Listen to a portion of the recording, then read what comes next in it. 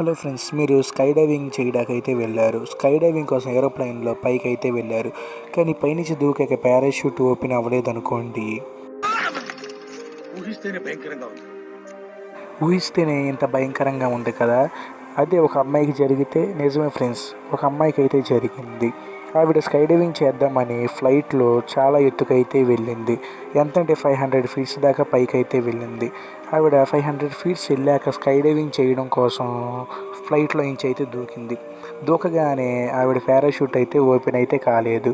అయితే నేలకి ఇంకొక 300 మీటర్స్ ఉందనంగా ఆవిడ పారాషూట్ అయితే ఓపెన్ అయింది కానీ అది కూడా సగమే అయింది. ఆవిడ బరువుని అది తట్టుకోలేక కింద అయితే పడిపోయింది. పడిపోవటంతో ఆవిడ వెళ్ళి చీమల గుంపులో అయితే పడింది. అవి కొట్టడంతో ఆవిడకు సిపిఆర్ చేసినట్టే అయితే అయ్యింది. అయితే త్వరగా పోలీసులు అండ్ అంబులెన్స్ వచ్చి ఆమెనైతే తీసుకెళ్లారు.